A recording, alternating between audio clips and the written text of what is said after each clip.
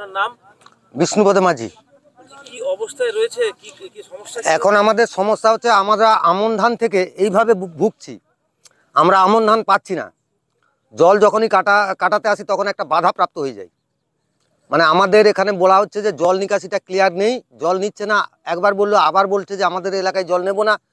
এরকম একটা মাঠ শুকনো আর একটা মাঠ এইভাবে যদি জলামগ্ন হয় তাহলে আমরা দিনের পর দিন কত ভুগবো। এখানে তো একটা রাজনীতির প্রভাব এসে গেছে। প্রশাসনকে জানিয়েছি, প্রশাসনকে আসতে না বলে দিচ্ছে।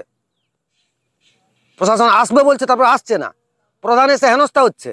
এগুলো কিরকম ব্যাপার আপনাদের কিছু বোঝা যাচ্ছে না। রাজ্যের মুখ্যমন্ত্রী তো কৃষক দরদি, হ্যাঁ, তিনি তো বলছেন যে জল নিকাশির দরকার আছে, জল নিকাশি করার দরকার। তো আমাদের গ্রামের যদি রাজনীতির প্রভাবে যদি না হয় তাহলে আমরা কি করব? আমরা সাধারণ মানুষ খেটে খেটে মরি। আমরা যদি দিনের পর দিন চাষ হারাই, বছর পর বছর আমরা কত এরকম হেনস্থা হবো।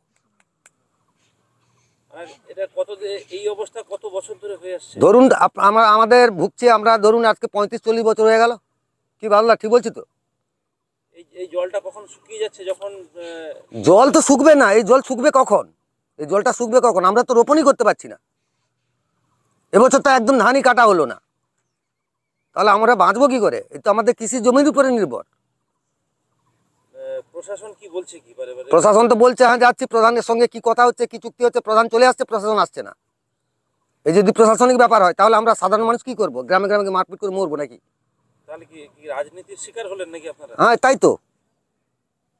একদল এগিয়ে আসছে আর একদল পিছিয়ে যাচ্ছে। এখানে তো আর কোনো রাজনীতি নিয়ে সমস্যা না, এটা তো দলবদ্ধ নির্বিশেষে আসার কথা। জলটা তো শুধু টিএমসি যাচ্ছে না, জল তো শুধু বিজেপি যাচ্ছে না, জল তো সর্বদলীয় ভাবে যাবে। তো এখানে যদি একদল আসে, একদল বাধাপ্রাপ্ত হয়, তাহলে এখানে কি করে সম্ভব হবে? জল নিকাশির সমস্যাটা যে আজকের নয়, এটা হচ্ছে বহুদিনের। সেই সময় থেকে শুরু করে যিনি প্রাক্তন প্রধানও ছিলেন, তিনিও মানে বাড়ি জল থেকে যে বাস্তুতে রূপান্তরিত হয় সেটাও এতভাবে পারমিশনটা দেওয়া হয়েছে, যার জন্য বহু বাড়ি ওই জল নিকাশির জায়গায় তৈরি হয়ে গেছে। তাই জলটা বেরোতে পারছে না এখন।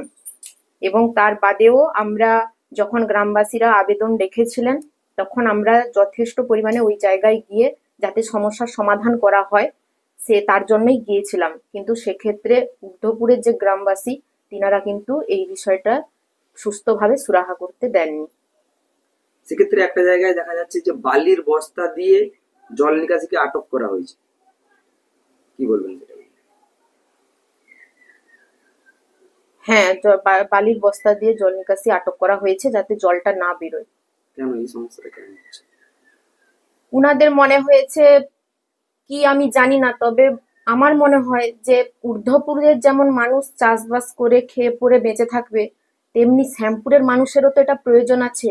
আমাদের এলাকাটা কৃষি প্রধান এলাকা, মানুষ সেই চাষবাসের উপরই নির্ভর করে। আজকে আমন চাষ হয়নি, এরপর বড় চাষও মানে যা পরিস্থিতি হচ্ছে হওয়ার খুব আশঙ্কা কম। কিন্তু এটা আমার মনে হয় সকলে উভয় মিলে যাতে সুস্থভাবে এই জিনিসটাকে নিকাশিটাকে বের করে দেওয়া যায়, তার জন্যই চেষ্টা করা প্রত্যেকেরই উচিত। স্থানীয় গ্রাম পঞ্চায়েতে যেহেতু এই সমস্যার সমাধান হচ্ছে না, সেক্ষেত্রে ব্লক বা জেলা লেভেলে কি আপনারা কোনো কিছু জানিয়েছেন সেটা? হ্যাঁ, 100 বারই জানিয়েছি। আমার কাছে যখন প্রথম আবেদন আসে তখন সেই আবেদনের মূলে আমি উভয় পক্ষ অর্থাৎ ঊর্ধ্বপুর এবং শ্যামপুর দুপক্ষকেই ডেকেছিলাম। সেক্ষেত্রে শ্যামপুর এলেও ঊর্ধ্বপুর কিন্তু আসেনি।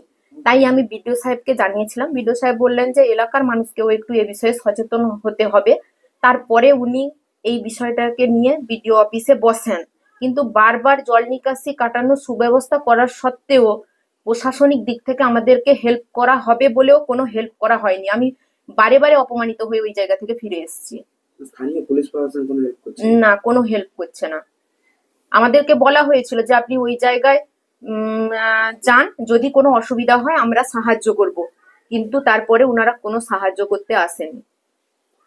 এসডিও বিডিও পর্যন্ত সব জায়গায় জানানো হয়েছে।